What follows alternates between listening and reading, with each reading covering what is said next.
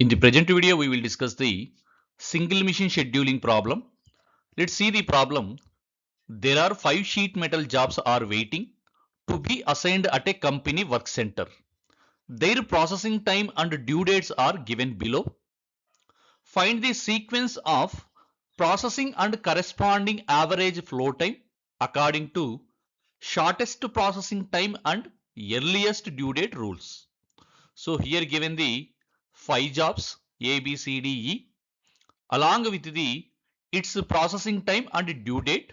Then we have to find the job sequence and average flow time according to the shortest processing time and earliest due date rules.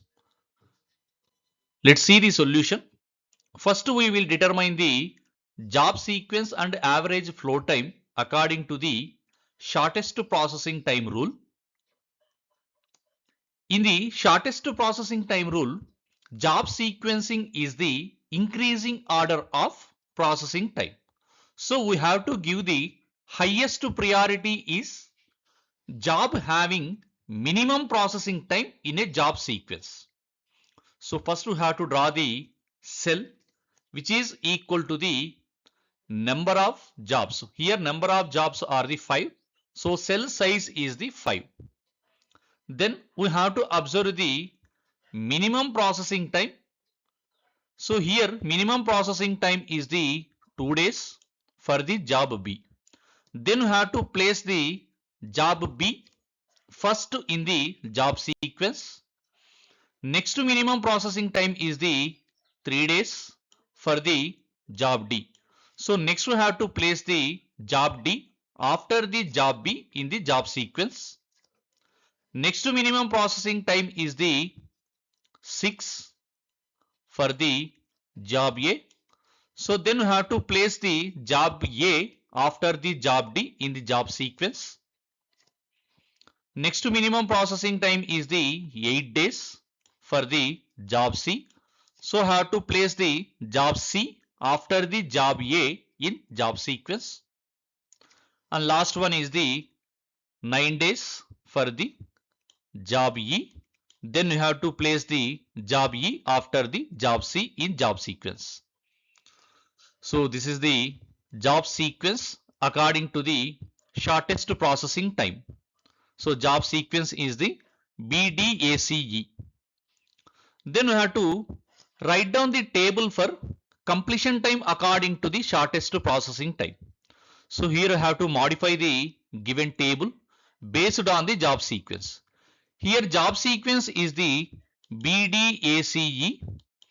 Similarly, we have to write down the its processing time. For the job B is 2 days, for job D is 3 days, for job A 6 days, for the job C 8 days, for job E 9 days. So next we have to find the completion time. So for the completion time, always have to start with the first job in the job sequence. Here job sequence is the BDACE. Then processing time is the 2 days for the job B. Then completion time will become the job B is 0 plus processing time is the 2. So completion time for the job B is 0 plus 2 which is equal to the 2 days.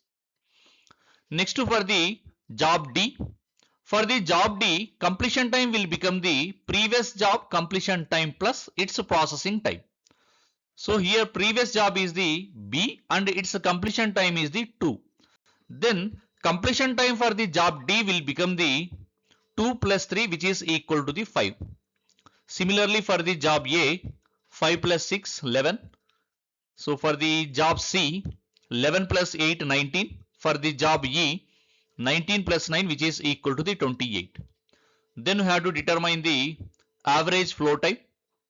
So average flow time f dash equal to the 1 by n into summation of j equal to 1 to n fj, which is equal to the 1 by n into f1 plus f2 plus f3 plus up to the fn. So here number of jobs is the 5. Then average flow time will become the 1 by 5 into 2 plus 5 plus 11 plus 19 plus 28 which is equal to the 13 days. Next we will determine the job sequence and average flow time according to the earliest due date rule. In the earliest due date rule, sequencing of jobs is in increasing order of the due date. So here we have to give the highest priority is job having the minimum due date in a job sequence. So first we have to draw the cells. So which is equal to the number of jobs. So here number of jobs is 5. So cell size also 5. So next to observe the due date. So which having the minimum. So here minimum due date is the 6 for the job B. So have to place the job B first in the job sequence. And next to minimum due date is the 8 for the job A.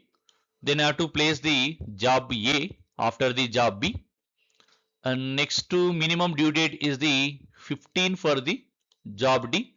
Then I have to place the job D after the job A in job sequence. And next one is the 18 for the job C. Then I have to place the job C after the job D.